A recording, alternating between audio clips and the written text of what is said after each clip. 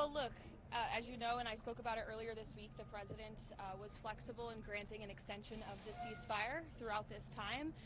The president has decided to dispatch Special Envoy Whitcoff and Jared Kushner back to Islamabad. The Iranians want to talk. They want to talk in person, and so the president is, as I've said many times to all of you, always willing to give diplomacy a chance. So Steve and Jared will be heading to Pakistan tomorrow to hear the Iranians out. We hope progress will be made, and we hope that positive developments will come from this meeting, and we will see. And the president, the vice president, the secretary of state will be waiting here in the United States for updates, and the vice president, I understand, is on standby and will be willing to dispatch to Pakistan if we feel it's a necessary use of his time. Go ahead, Kristen. The first one on Iran. With this group going, does that mean that you have gotten, the United States has gotten any kind of unified proposal from Iran, or are they going over there without any proposal from Iranians? We've certainly seen some progress from the Iranian side in the last couple of days. Again, the president has made the decision to send Steve and Jared to hear the Iranians out. And so we'll see what they have to say this weekend. Second question on Kash Patel. Does the president still have full confidence in Kash Patel to lead the FBI? The president does still have confidence in the FBI director and in our law and order team to do what they've been doing so well over the course of the last year and a half. If you know, Kristen, and I wish more people would cover it, the crime rates in this country have completely plummeted. We're at a 125-year low in murder rates across this country. You look at what's happened in Washington, D.C., new numbers released. Murders are down nearly 60% in our nation's capital, which is something I know as all of us live here, we can be very grateful for. So the president is grateful for the efforts of the great men and women of the FBI who are help making this happen.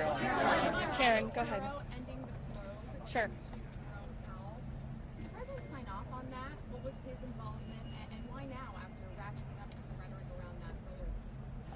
As you saw, Judge Jeanine Pirro, or former Judge Jeanine, U.S. Attorney Jeanine now, put out a statement saying that the case is not necessarily dropped. It's just being moved over to the Inspector General, who has critical tools at their disposal to continue to look into the financial mismanagement at the Fed.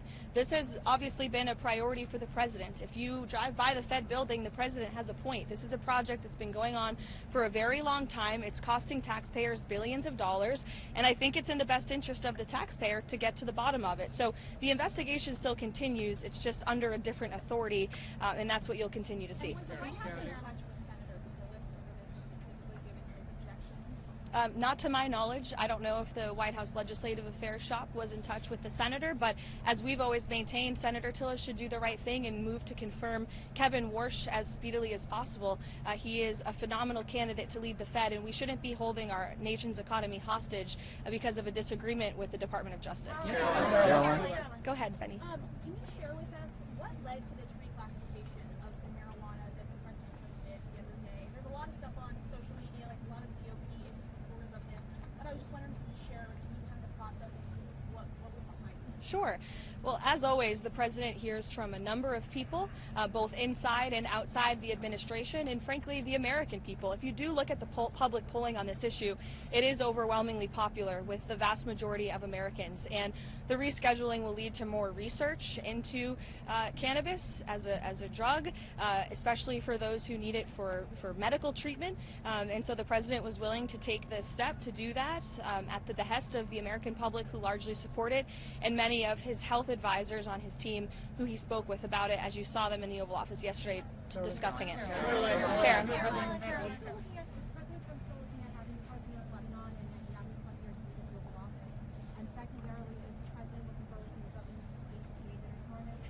Yes, so we did have representatives from both Israel and Lebanon here. There was another extension of that ceasefire, which is another win for the world, for the United States, and again is evidence of President Trump and his team doing a tremendous job at negotiating for peace all across the globe. So we're very grateful to both Israel and Lebanon for choosing to work together and continuing these conversations, and we hope that there will be a day where we welcome the leaders of both countries. And yes, as for tomorrow night, I hope that we will see all of you there. I know the president is very much looking forward to it. I think it's quite fitting that in our nation's 250th year, the most transparent and accessible president will be attending the White House Correspondents' Center for the first time, and his speech will be very entertaining. That is what I will tell you, so everyone should tune in. And then finally, on a personal matter, this will likely be my last gaggle for some time. As you can see, I'm about ready to have a baby any minute, so I will see you guys very soon. I know you'll be in very good hands with my team here at the White House, and I know all of you have the president's phone number personally, so I have no doubt that you'll have a shortage of statements and news from this building while I'm gone. So we'll see.